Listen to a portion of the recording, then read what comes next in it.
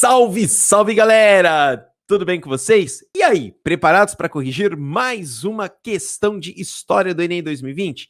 E olha que interessante, essa questão ela transita tanto entre história quanto geografia, bem como quanto sociologia. Hoje nós iremos discutir sobre a divisão internacional do trabalho, ou melhor, qual é a função de cada personagem, de cada país neste contexto louco da globalização. Portanto, pega o caderno e vamos comigo para mais essa correção de questão. Amores e amoras, o seguinte, o mundo, ele principalmente durante a Idade Moderna, ele vai ser consolidado pelo que nós chamamos de divisão internacional do trabalho. Se a gente pensar a divisão internacional do trabalho, tanto sobre um contexto da história, bem como sobre o contexto da geografia, nós vamos ter basicamente a divisão de dois times. Os que vendem, os que produzem lucram.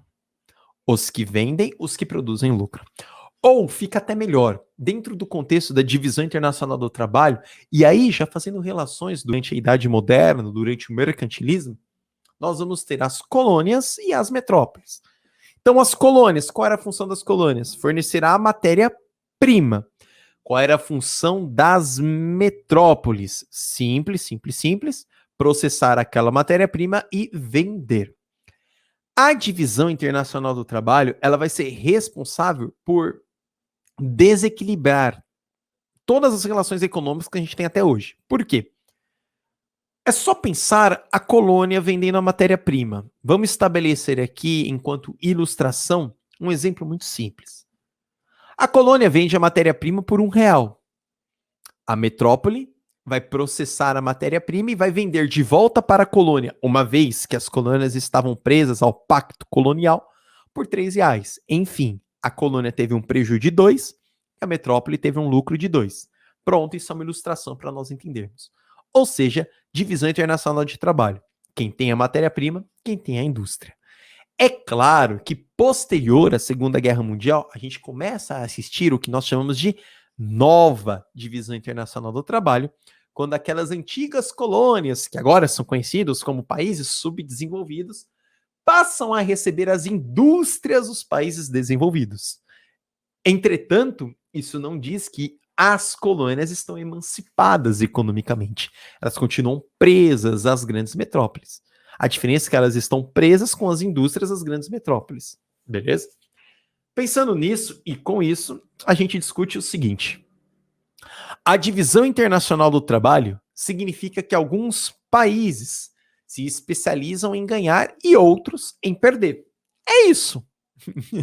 Nossa comarca no mundo, que hoje chamamos América Latina, foi precoce. Especializou-se em perder desde os remotos tempos em que os europeus do Renascimento se aventuraram pelos mares e lhe criavam os dentes na garganta. Passaram-se os séculos e a América Latina aprimorou suas funções. É claro que um texto desse só poderia ser das veias abertas de Eduardo Galeano, da América Latina. É muito legal quando ele aponta. Nossa América Latina especializou-se em perder. Claro! Estivemos sempre ligados à imposição imperialista de Portugal, de Espanha, explorando, sugando.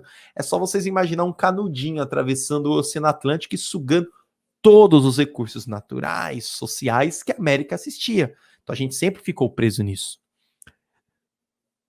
Escrito na década de 1970, o texto considera a participação da América Latina, ou seja, América Latina, uma região de exploração colonial, uma região onde se pauta pela exportação de produtos primários e uma região em que se adquire, porque herda o pacto colonial, produtos manufaturados de outras regiões do mundo.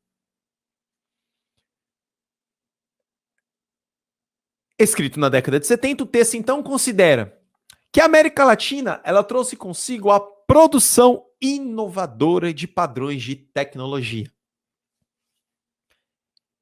Cara, eu não consigo nem discutir essa, de tão absurdo que ela é.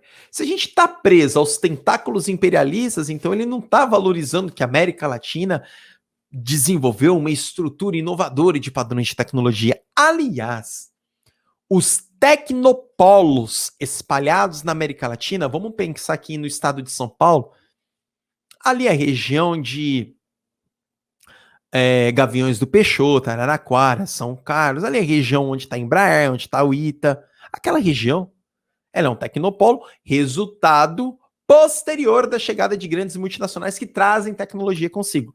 Mas isso não representa o correr da história, percebam?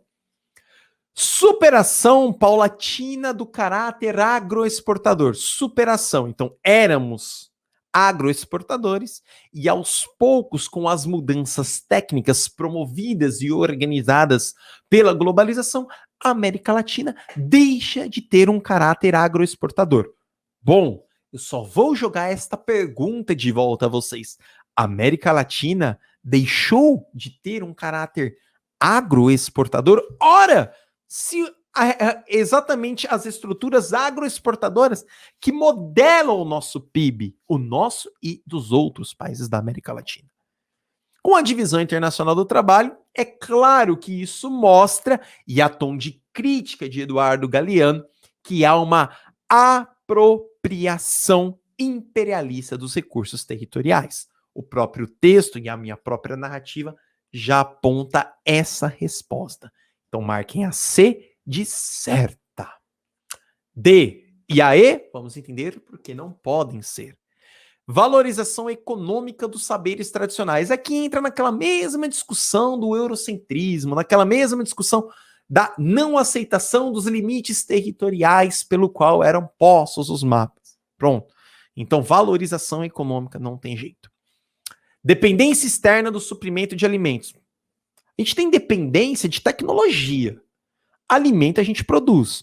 Aí vocês vão vir, poxa, mas se alimento a gente produz, porque a América Latina é uma região onde se leva e onde se tem indicadores altíssimos de fome. O problema não é a produção de comida, mas é a sua distribuição. O que a gente importa, o que a gente depende externamente, sim, são tecnologias manufaturadas. Beleza? Então, portanto, essa é a questão C de certo. Muito obrigado, galera. Valeu demais. Pois é, o de cima sempre sobe e o de baixo sempre desce. Não se esqueça de se inscrever no canal, comentar, curtir, enfim, faz aquele rolê todo que vocês já estão acostumados. Muito obrigado, galera, por me acompanhar até aqui e até a nossa próxima aula. Valeu!